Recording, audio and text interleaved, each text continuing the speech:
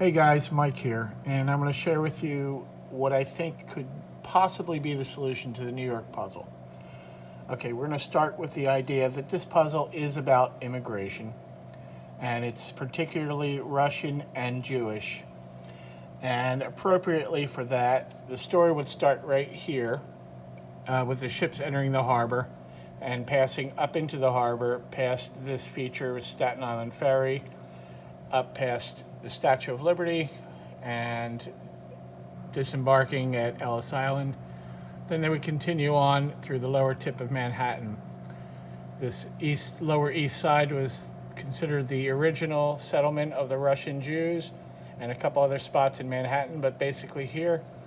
Then we're going to head down into Brooklyn on Flatbush Avenue past Prospect Park to Ocean Avenue, and this whole area became Russian and Jewish.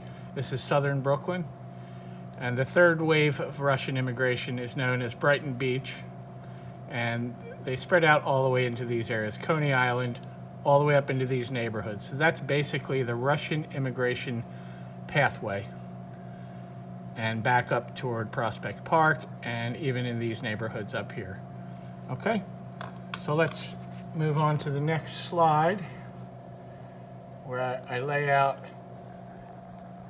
the clues from the image and the verse and how they fall along this pathway. The yellow clues are image clues from image 12, and the pink clues are verse clues from verse 10. Okay, so we're going to start right down here at number 1. And following this immigration pathway, I guess in 1982, the first image that we would see would be this, and this is the Verrazano Bridge, and I think that's represented in the image by the general shape of the image. Okay, let's go back to this. And moving up through the verse, we have number 2, and that is the Staten Island Ferry, and I think that is represented in the image by this. This is the tail feather of the bird, and I think that is a pretty nice match for the Staten Island Ferry Port. Moving up the harbor to location number 3, that's the Statue of Liberty, and I think there's probably the least amount of disagreement on that, and I think that is this. Spitting image, not going to fight that at all. Okay, so the next spot is number 4, which is Ellis Island, and I think that's represented by this. This is a statue, an eagle statue at Ellis Island, and that's a pretty good match. Some people think Chrysler Building, but I'm going to stick with Ellis for this immigration theme.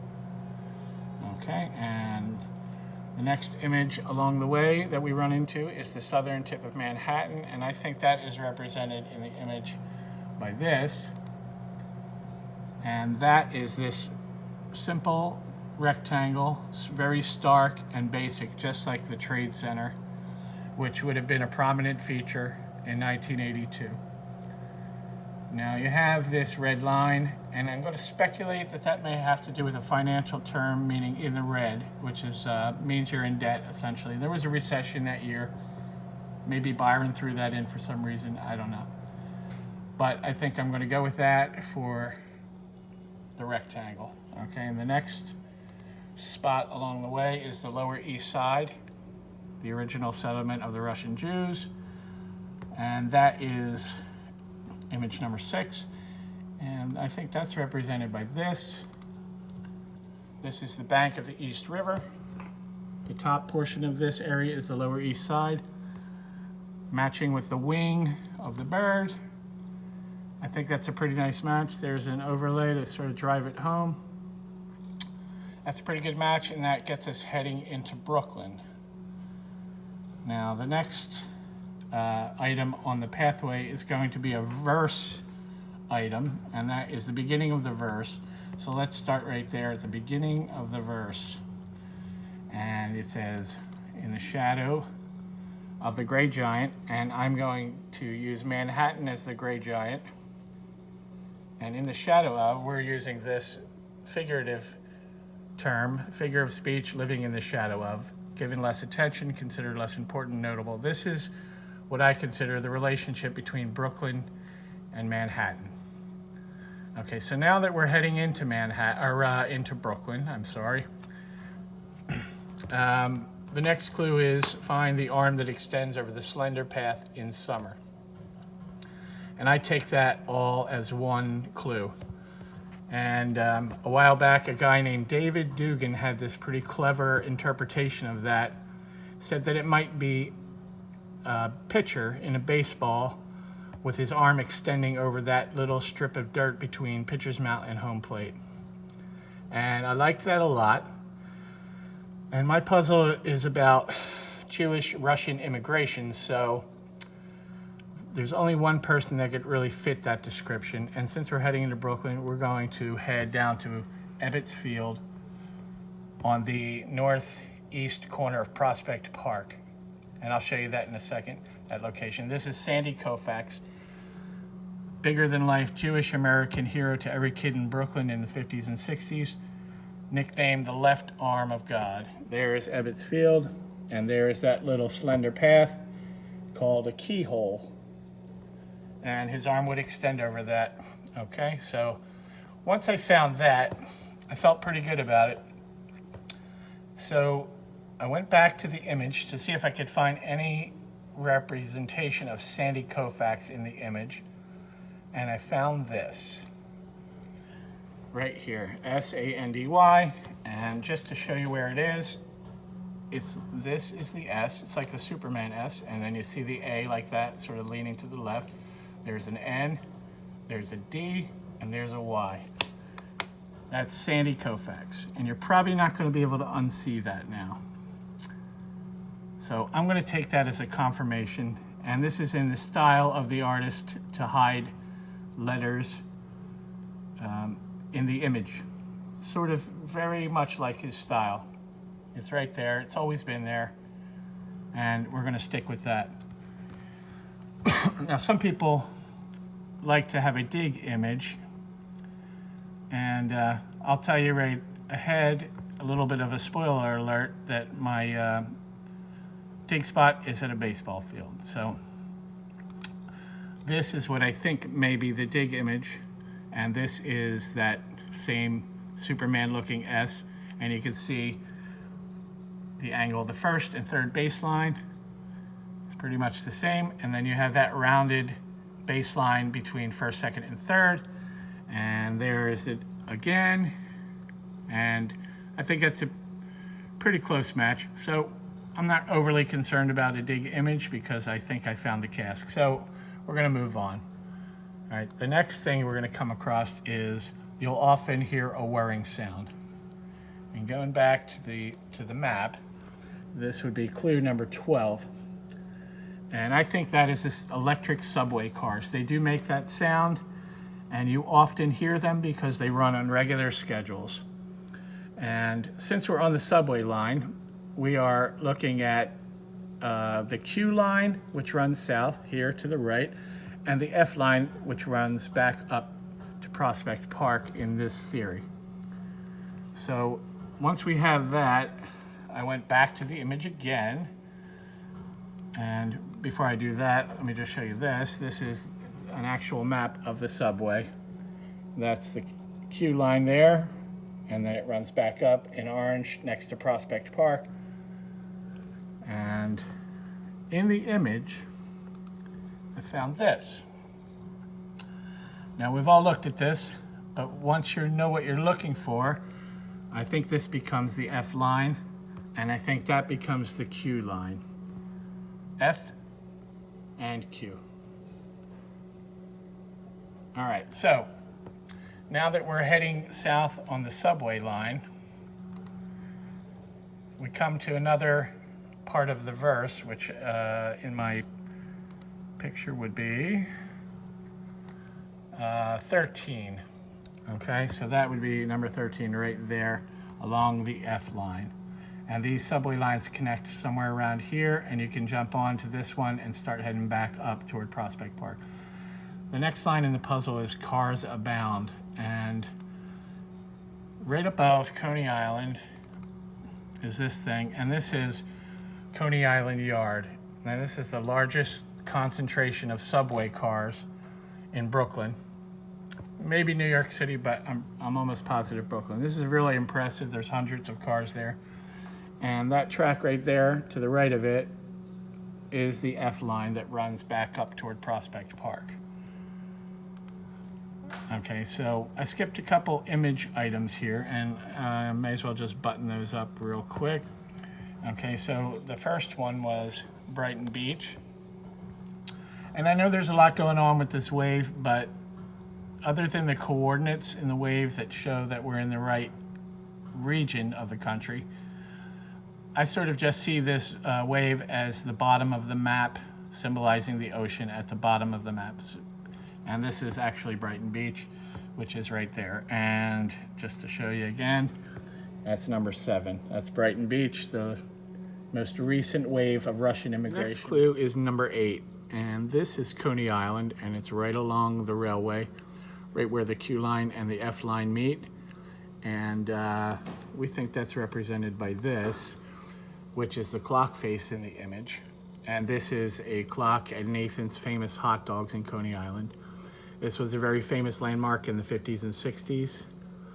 The clock image is not there anymore, but anybody who went there in those days would know this. This would be a very famous landmark. And the reason we like this is because these Roman numerals are placed in the upright position all the way around the clock, and clockmakers will almost never do that. And we think this was probably painted by somebody, which is why they were comfortable putting these Roman numerals in this position. And also, we're looking at this background here. It sort of looks like sand, so we think that may be a reference to the beach, but not sure about that.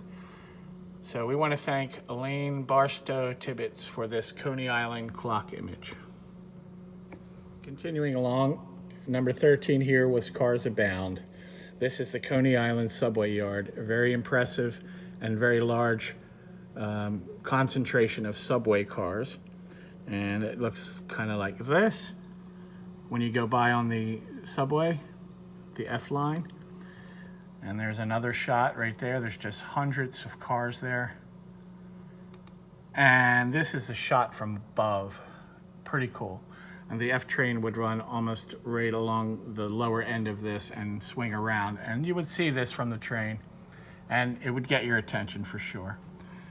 Now, if you remember in the Japanese clues, they seem to indicate that the whirring sound, which in this theory is the subway cars, the electric subway cars, and Cars Abound, they say those two clues are related. And it also says something about it running above ground.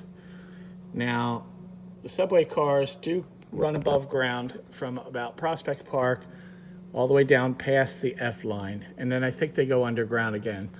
But in that particular important section of this route, it is consistent with those clues, which also say that the whirring sound is not some kind of a natural sound like a waterfall or an insect. They say it is human-powered, which I don't necessarily take to mean manually powered, but a subway car, I think, would be human-operated or human-powered. So we can debate that if you want, but it works out perfectly for this theory.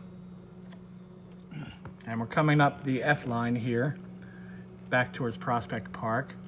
But before we get there, there's this little red dot here. And I'm going to give credit to Christopher Preacher for this clue. This dot here is located at the address of 1304 Glenwood Avenue. This was Byron's childhood home. So Byron was completely familiar with all of these clues, especially this whirring sound, which he probably heard every day, all day, for his entire childhood. All right, so in addition to that, he was very familiar and probably very comfortable with this immigration story because this was his story as well. Byron is of Russian and Jewish descent, just like the theme of the puzzle and some of the characters that we'll find in this puzzle. Okay, so we're heading back up. The next clue here is number 14. Although the sign nearby speaks of Indy's native, and we think that is definitely Alexander Hamilton. And he is right here. And right before that, I think is Fort Hamilton Station. And that is right at the southwestern end of Prospect Park. So this is Prospect Park, and that area is Fort Hamilton Station. And one other thing about this image, let's go back to this again. Number 9, I skipped that, and that is an image clue, and that is Prospect Park right here. And if you notice the shape of that park, and I think, and a lot of people think this, that this is a representation of Prospect Park, the bottom of the dress. Now you have a feature at the top of Prospect Park right here, which is the Grand Army Plaza, which fits perfectly into this fold. And then you have this unique curve here on the western side of the park. And then you have the general width of the park. And then it's all cradled by these droplets and the topaz. And this area down here is known as the parade ground. And if you can see that, it's comprised of some athletic fields. So these are coordinates that are meant to be placed on this map. Okay, so let's go back again. So that was number 9.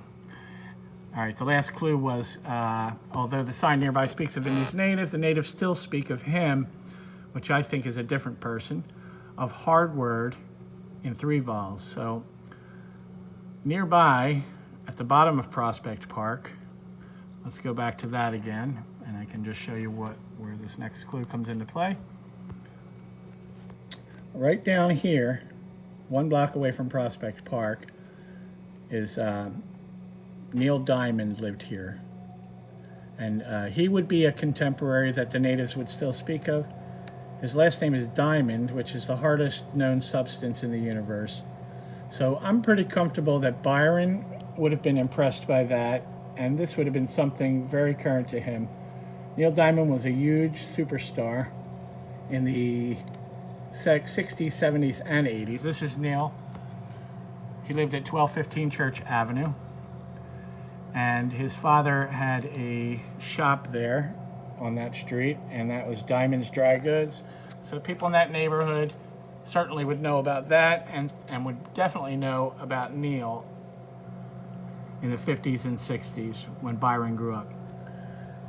Okay, so when I went to this location, after watching a video of Neil Diamond revisiting his childhood home, and it was on a documentary called Solitary Man. And right next to this building was a street called Argyle. And Argyle is a diamond pattern, and that really got my attention. So this is Neil Diamond's house right here, and right next to it is Argyle Avenue with that yellow line. Now if you follow that line all the way up into the park, we'll start right here, and then you end up at a 3rd diamond.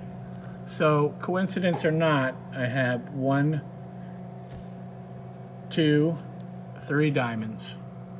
And this line goes exactly across where I ultimately determined the dig spot to be, which is right there. And we'll get to that in the walking steps, which is what's going to play out when we get to this 3rd diamond. When you get to the baseball diamond, you have to follow the walking steps of the verse, and they are take twice as many east steps as the hour. The hour is 11, twice that is 22. And then you have to figure out where to start, and I think the most logical place to start at any baseball diamond, where any good baseball player would start, is at home plate. And this gets confirmed by taking 22 steps east, which for me ended up being about 49 feet. I'm 5'10". If you're shorter, it might be here. If you're taller, it might be right here, right on the money. Now this or more part gets resolved because when you end up at this location, you are at the middle of one branch of this V, of this baseball diamond, which is 45 feet. The baseline in total is 90. And this creates an exact dig spot. X marks the spot right there, which I think you're going to need to put a shovel on the ground. But this field was not here in 1982. And they did some renovations in 2004, probably about less than a year before Byron's death, so he might not have even known about this. The field originally was located about 60 to 70 feet southwest of here. And this is what it looked like in 1982 from historic aerial photography. They moved it because they wanted to build a snack bar and a grandstand area here. So I took these old coordinates, pitcher's mount, home plate, first baseline, and I moved them carefully up to a modern map. And they ended up here in that area that they created. And right here is home plate. And if you take those 22 steps, you end up about 51.9. You become perpendicular to the middle of the first baseline. So take twice as many steps as the hour, and from the middle of one branch of the V, which is where you are perpendicular, you have this exact X marks the spot. And I think this is where the cask was originally buried, and I'm pretty sure it was probably destroyed in construction. Maybe if they buried it deep enough, it could still be under there, but you're not going to ever get to that because this is all concrete. You might be able to GPR it and see like an anomaly, but this cask is unrecoverable in this theory. Okay, so let's just finish it out. So it says, look down and see simple roots in rhapsodic man soil. And I think the simple roots may have something to do with this triangle, which is a special right triangle. And in Pythagorean's theorem, it's a squared plus b squared equals c squared. And if you have that one known side, there are formulas that help you figure out what these other sides are to confirm all this. And when you square these distances, they get to be sort of large numbers, and then you reduce them down to their square roots, which I think might be the simple roots. But I'd like some of my mathematician friends to chime in on simple roots and how that may apply to this triangle. Okay, so the next clue in the puzzle, and the final clue, was gaze north to the Isle of B. Oh, let's say that's Gershwin right there. He's the rhapsodic man, obviously. And he wrote a song called Rhapsody in Blue. And the Japanese clues do seem to indicate that this was a man who wrote a great epic song. All right, and he lived right here at 1310 8th Avenue. And this is where Sandy Koufax pitched at Ebbets Field, and this is where Neil Diamond lived. And coincidentally, this is just something cool. This made a perfect equilateral triangle. I measured this out on Google Earth, and almost to the foot, these sides are equal. And if you bisect that right down the middle, boom, there's the spot right there. Maybe they noticed this and somehow incorporated it into the puzzle. I don't know. Okay, so the last clue obviously is gaze north to the Isle of B. There's Prospect Park. And if you're working on this puzzle on a map, you really do have to just gaze north. And right up in there, you'll see FDR Island, which used to be called Blackwell Island. Right off the tip of that is Belmont Island. And those are both directly due north of this dig spot. Brighton Beach at the bottom. There's your north-south axis. Okay, so if you notice in this puzzle, I really didn't refer to the Orthodox Church in the picture. And I think that's the church at McCarran Park. It's a pretty nice likeness, but this image is used in a more complex solve that I was working on, and it requires some exact measurements and some triangulation of landmarks in the image that lead coincidentally to the same exact dig spot. I'm not going to share that right now, but I will share it later for those of you if you're interested. And the other thing that I didn't address was the word vols, V-O-L-S. And I think the V in that scenario, I got this from my buddy Dave, he thinks that's a capital V, meaning a Roman numeral 5. So that leaves you with OLS. And I think that might be this. This is ordinary least squares. And this is part of the complex solve, so I'm not going to get too deep into this. But this allows you, if you use this ordinary least squares formula, this allows you to create slopes and find unknown coordinates within a field of known coordinates. And you can just reverse the axis on these coordinates and it'll run a line in the other direction and create another X. So I just can't wait to share that with you. It's pretty interesting and requires some geometry and some other ickles and things, and just a really interesting way to solve this puzzle, and it's different. So, but basically this is the organic solve of the puzzle, and this is the immigration pathway where you see all the images in yellow along this pathway, and it turns into the subway line, and it seems like all these things are represented in the image, and even some of the verse clues seem to double in the image. Maybe they all do and I just haven't found them yet, but this is a really basic, easy pathway. You would take the ferry, and then you take the subway line, and even the subway line even runs up here to 16, which was George Gershwin. It runs almost right under his house, and then runs back up into Manhattan North and across FDR Island. That's the F line. So this is my organic solve to the puzzle, and obviously I'm not going to be able to get the cask, so this is a theory. But I hope you get something out of it, and I hope you enjoyed watching, and thanks a lot, and I'll see you next time.